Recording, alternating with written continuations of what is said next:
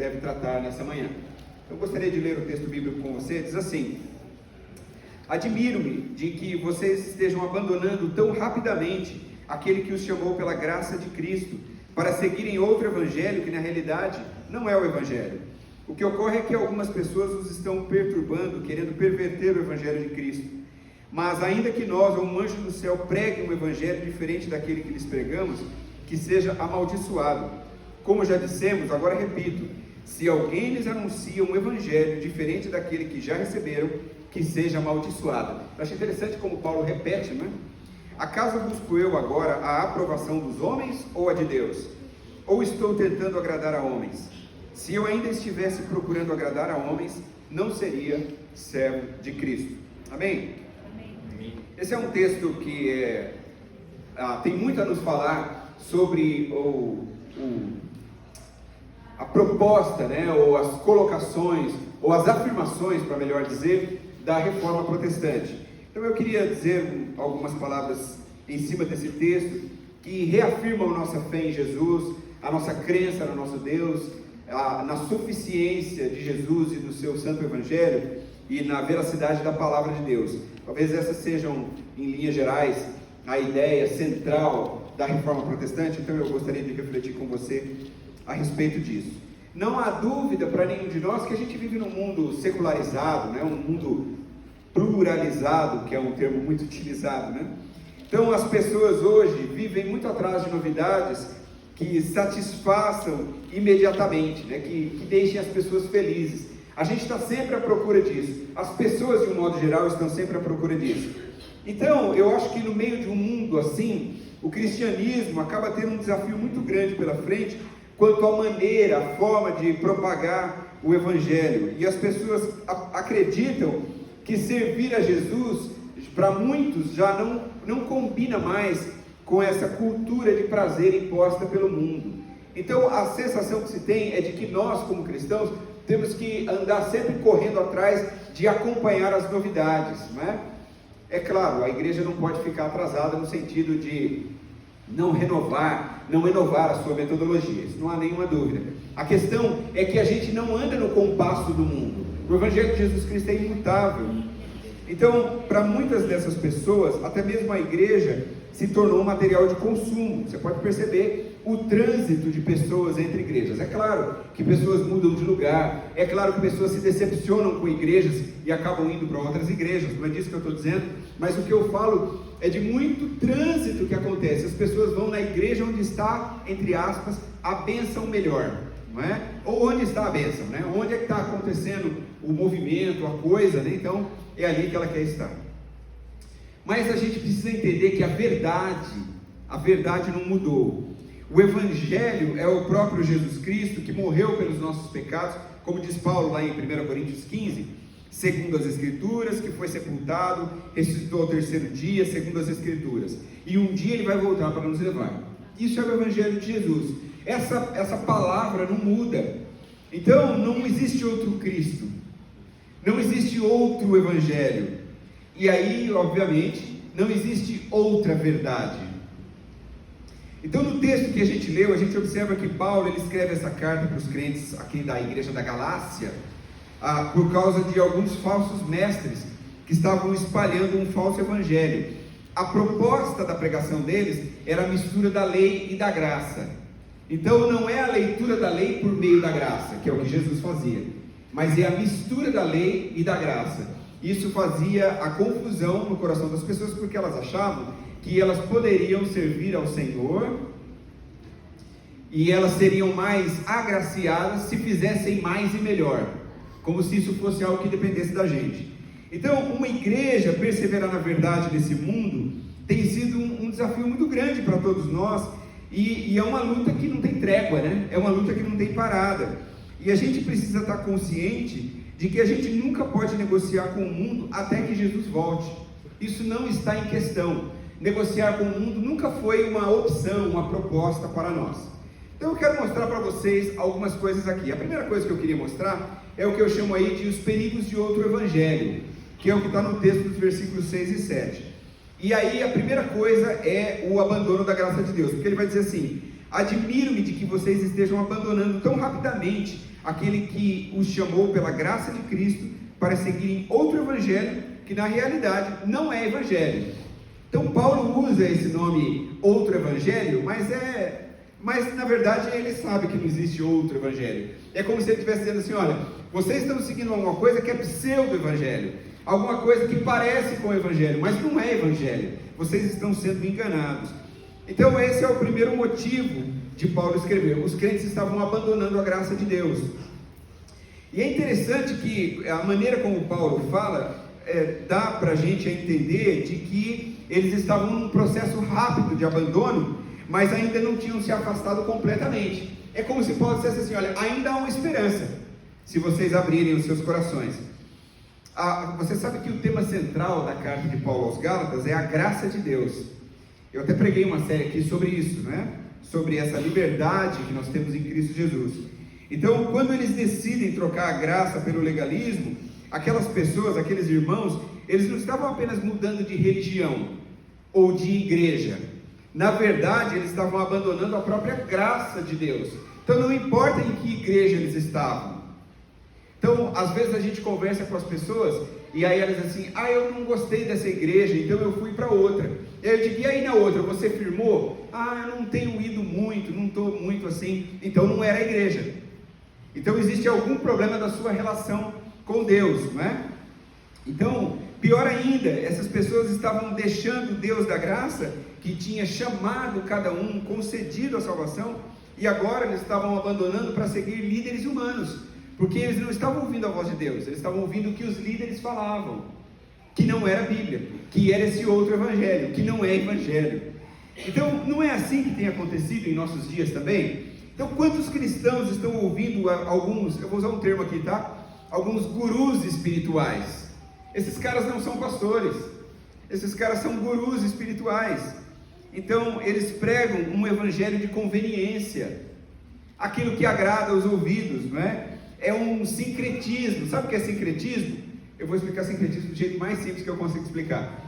Sincretismo é assim: olha, você pode fazer uma vitamina de abacate, tá certo? Você põe o abacate, você põe o leite, bate tudo no liquidificador, põe açúcar ou não, né? Se você não quiser tomar com açúcar, é problema seu, eu colocaria. E aí você toma aquele negócio, né? E é uma delícia. Agora, você pode fazer um sincretismo também. Sabe o que você faz? Você pega e coloca... Não, você pode fazer uma mistura legal também. Coisas boas. Você pode pôr ali uma banana, né? Pode pôr uma maçã, deve ficar bom. Mas você pode fazer um sincretismo. Enfia lá um jiló, né? Sei lá, põe um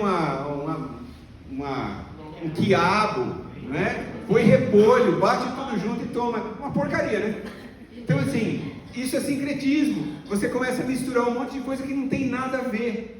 E isso é o que acontecia ali. Não sei se a minha explicação é tão chula, né? Talvez se algum pastor ouviu o que eu estou falando aqui, principalmente um presbiteriano, reformado, né? Estou perdido, né? Enfim, desculpem aí, viu, amigos pastores. Então, essa é a realidade. E isso é uma grande ilusão, porque o homem nunca se satisfaz plenamente. A gente sempre vai ficar buscando novidades. Então, o ser humano sempre quer mais, ele sempre vai se ver insatisfeito por nunca conseguir o padrão exigido pelo falso evangelho. Esse é o grande problema, porque o falso evangelho sempre vai pedir mais, pode perceber. Então, por exemplo, se você é dizimista, o falso evangelho vai dizer o seguinte: a gente precisa pôr uns negócios de ouro aqui, vamos falar para o pessoal, quem der o dízimo dobrado, né? Então agora Deus tem bênçãos multiplicadas para ele, mais dízimo, mais bênçãos, tá vendo? Você começa a criar uma coisa. Venha, hoje é o culto da vitória. Então você vem na ilusão de que os seus problemas serão todos resolvidos num passe de mágicas, né? Como se fosse a varinha do Harry Potter. E não é isso, não é evangelho. Isso é uma grande mentira, e as pessoas vão atrás disso porque elas querem o imediatismo. Eles não estavam abandonando rapidamente a graça de Jesus? Então, o legalismo é uma grande mentira de que Deus concede aceitação às pessoas, considerando essas pessoas como justas e dignas de estar em sua presença, com base na obediência a um conjunto de regras. Mas não é assim que funciona o evangelho. Não é porque eu faço tudo certinho, é porque é a graça de Cristo. Eu faço as coisas porque algo aconteceu antes. Então eu não sirvo a Jesus para que Ele me dê coisas, para que Ele seja legal comigo, para que Ele enriqueça a minha conta bancária. Não é isso. Eu sirvo a Jesus porque Ele rendeu a sua vida por mim. E o que acontecer depois disso é lucro, seja o que vier. Então é preciso lembrar que a vida cristã é um relacionamento vivo com Deus através de Jesus Cristo. A pessoa não se torna cristã simplesmente concordando com um conjunto de regras doutrinárias. Não tem nada a ver com isso, mesmo que sejam tão boas, né? A Igreja Batista é uma igreja histórica e tem uma tradição belíssima. Tem mesmo, mas não é isso que vai me levar à salvação. Não é isso. Mas quando eu me entrego a Jesus e creio nele, é isso que vai fazer a diferença. Então a gente não pode misturar graça e obras, porque essas coisas são mutuamente exclusivas, uma exclui a outra. Mas tem uma outra coisa que eu coloco aqui, que é o que eu chamo da distorção do Evangelho de Deus. Eu coloquei isso aí? Sim, a distorção do Evangelho de Deus. Porque no versículo 7, na segunda parte, ele diz: o que ocorre é que algumas pessoas os estão perturbando, querendo perverter o Evangelho de Cristo.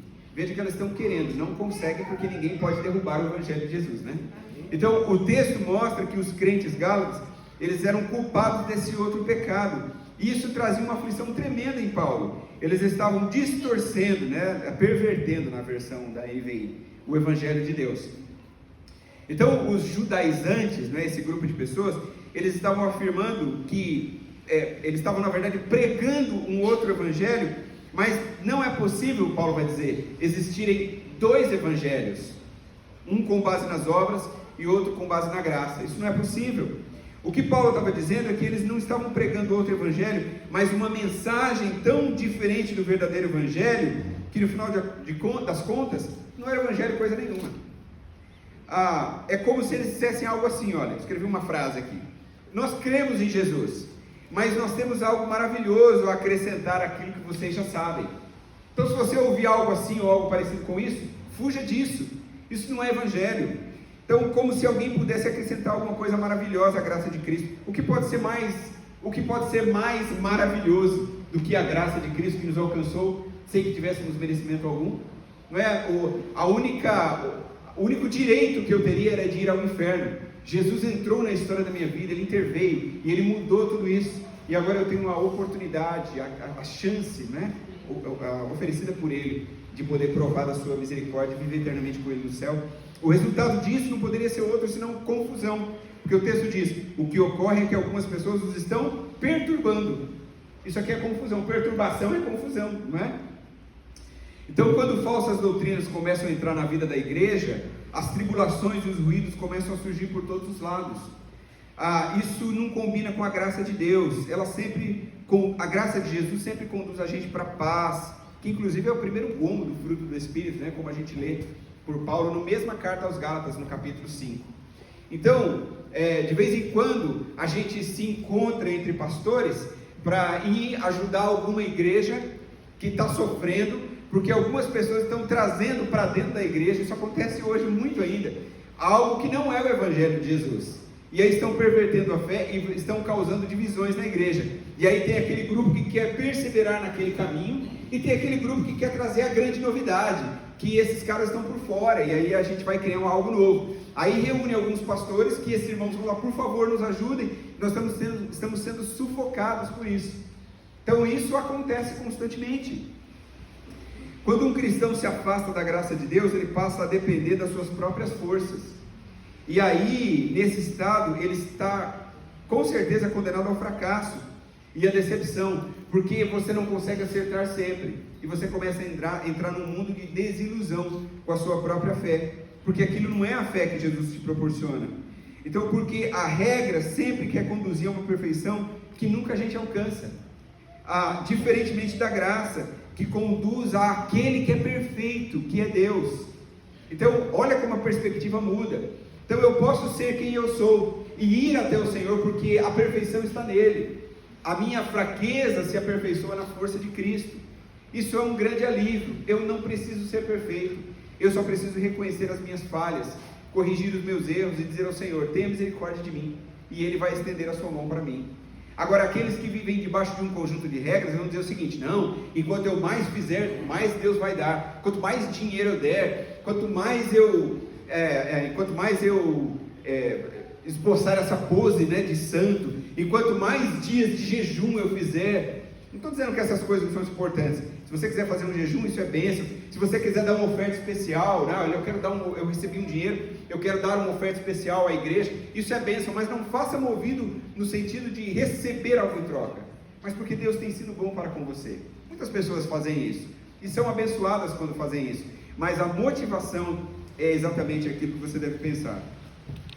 Então, quando celebramos, por exemplo, a ceia, né, nós acabamos de fazer isso, eu sempre gosto de dizer que a graça nos alcança através do sangue de Cristo derramado na cruz em nosso favor, ou seja, sem nenhum merecimento. Então, desse modo, assim como o pecado nos nivela a todos por baixo, o sangue de Jesus nos nivela a todos por cima, mediante essa graça que nos foi concedida.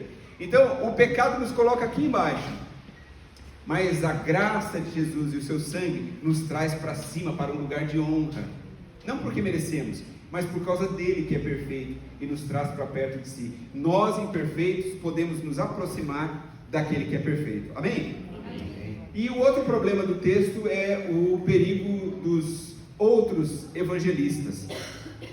Então, falsos evangelistas pregam falsos evangelhos. Olha o que é que diz nos versículos 8 e 9: mas ainda que nós, ou um anjo do Senhor, pregue um evangelho diferente daquele que lhes pregamos, que seja amaldiçoado. Como já dissemos, agora repito: se alguém lhes anuncia um evangelho diferente daquele que já receberam, que seja amaldiçoado. Então, como cristãos, nós também estamos numa grande luta. A nossa luta é defender a causa de Deus e o evangelho santo. O Salmo 97:10 diz assim: odeiem o mal vocês que amam o Senhor.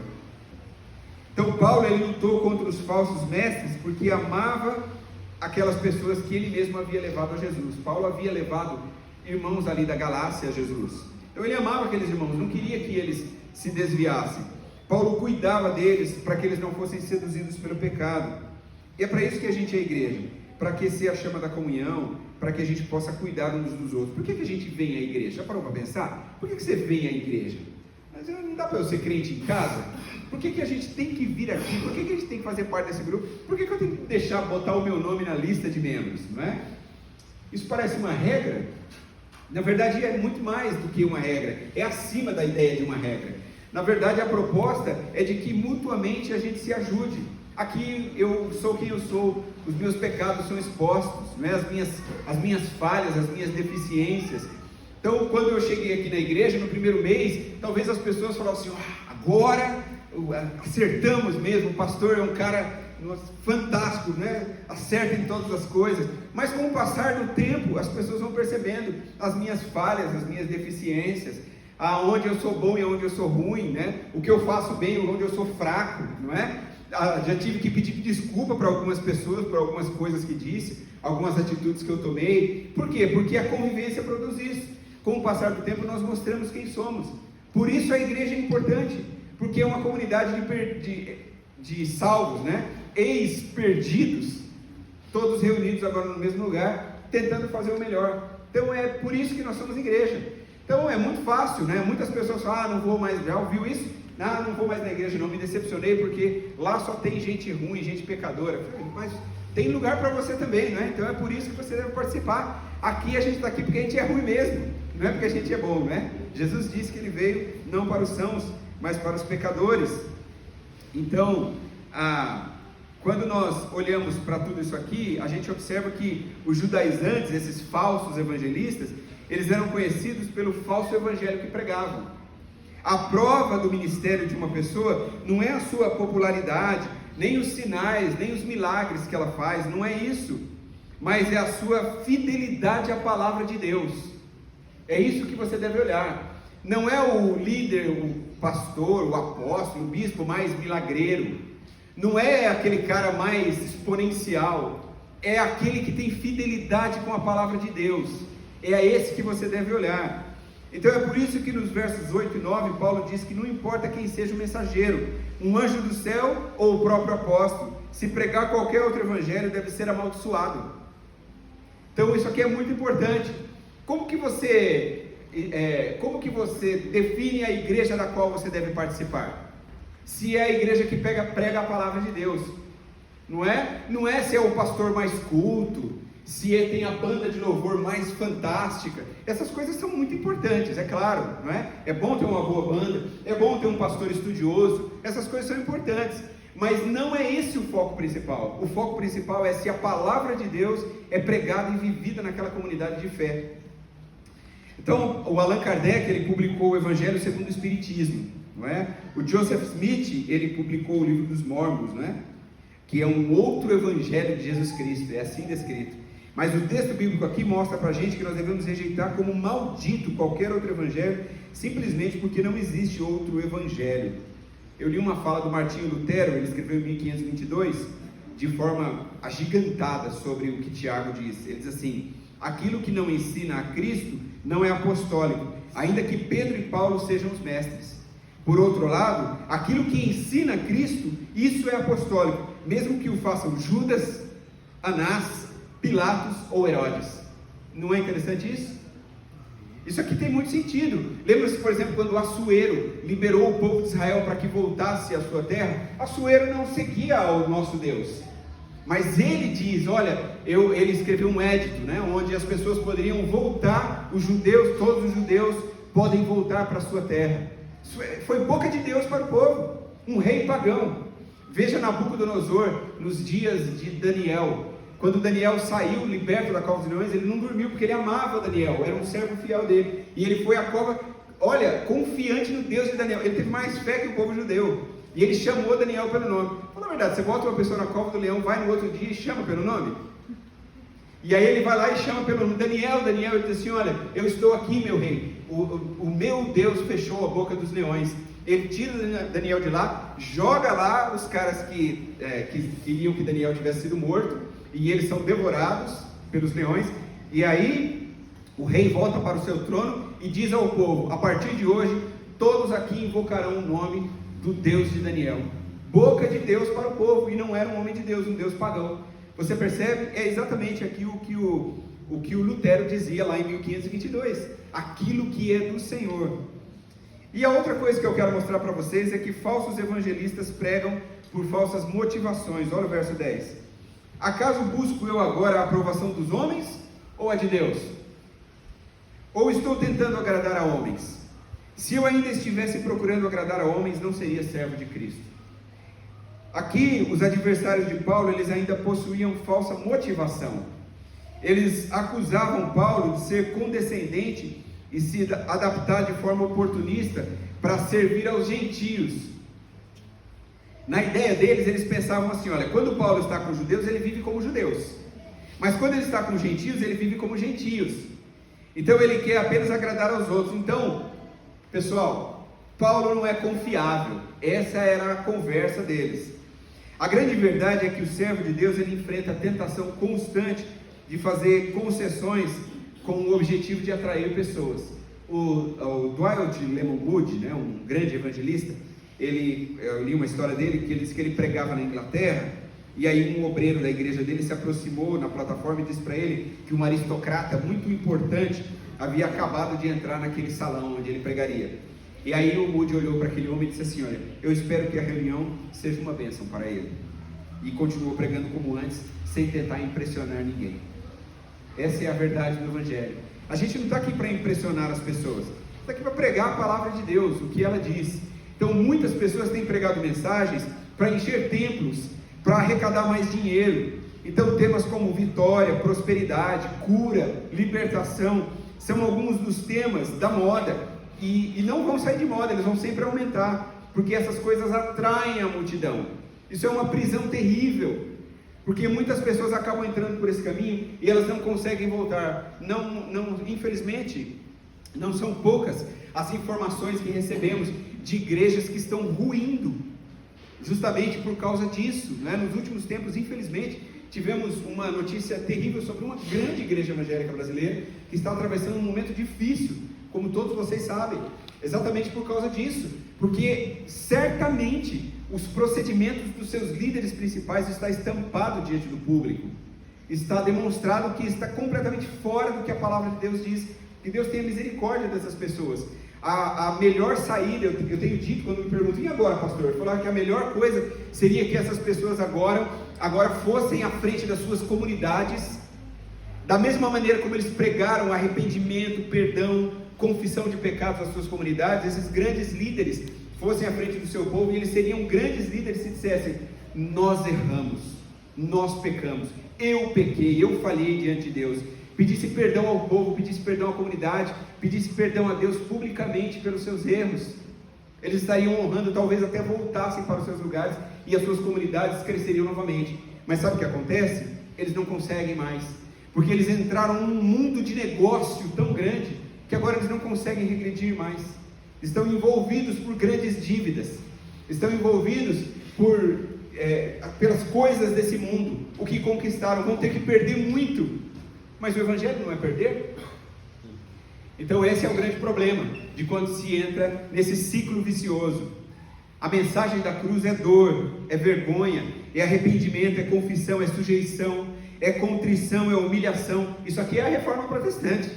Então, temas muito mais desconfortáveis, menos agradáveis. Então, são verdadeiros e urgentes essas coisas quando se trata daquilo que Deus deseja fazer na vida das pessoas. Esses são temas importantes. A gente deve lembrar que o Evangelho de Jesus não é entretenimento, mas é uma renovação, e mais do que isso, uma radical transformação de vida. Então uma vez alguém me perguntou assim: pastor, se eu tiver que me batizar, a minha amiga me disse assim, que se eu tiver que me batizar, eu vou ter que deixar de fazer algumas coisas que eu faço. Se é verdade? Eu falei: é verdade. Algumas coisas você vai precisar abandonar mesmo. Eu poderia ter falado: não, batize e depois a gente vê o que faz, não é? Eu disse: é verdade, você vai precisar abandonar algumas práticas mesmo. Então, como Paulo, nós não somos políticos que ficam fazendo jogo, não é? A gente não dá botijão de gás para ninguém, gente, não é? A gente não paga conta de luz de ninguém. Nós somos embaixadores do Evangelho de Jesus. Não estou dizendo não fazer isso, né? A igreja como agir com amor e caridade, mas a gente não faz isso como moeda de troca. O nosso trabalho não é de envolver-se em jogos de interesse, mas de proclamar a salvação que o Evangelho de Jesus Cristo oferece. Paulo, ele se defendeu das acusações que ele sofria desses falsos evangelistas, dizendo ser um escravo de Cristo.